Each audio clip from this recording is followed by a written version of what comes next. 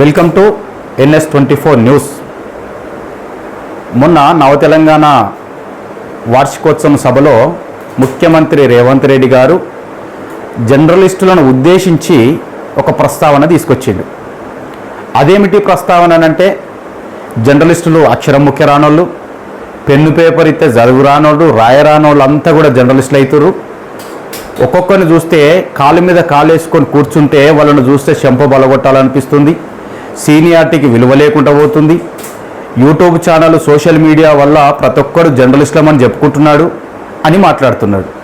అవును సార్, ముఖ్యమంత్రి గారు, యూట్యూబ్ ఛానళ్ళు లేదా సోషల్ మీడియా రాకముందు ఎన్ని సమస్యలు మీరు చూశారు?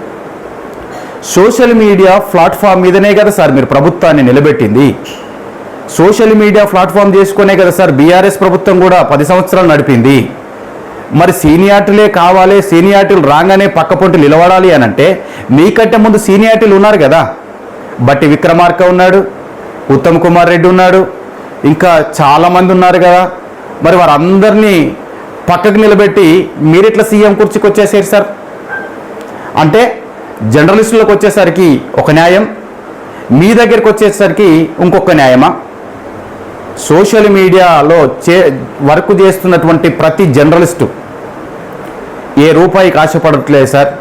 ఒక సమస్యను ప్రజల ముందు నుంచి ప్రభుత్వం ఎదుటకు తీసుకుపోవడానికి జర్నలిస్టు అనేటువంటి వ్యక్తి అహర్నిశలు కష్టపడుతున్నారు. ఈ విషయాన్ని మీరు మర్చిపోవద్దు ఎప్పుడు కూడా.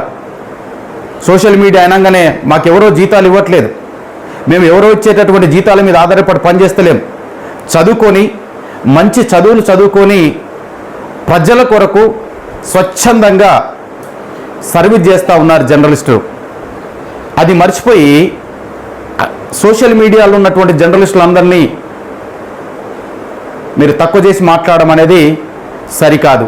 మీకు ఏదైనా ఉంటే ప్రశ్నలు అడగరానటువంటి వాళ్ళు మీ ముందు కూర్చుంటే ప్రశ్నలు వాళ్ళు మీకు వ్యతిరేకంగా వాళ్ళు అడిగితే వాళ్ళని పట్టుకొని అన్నాడు సార్.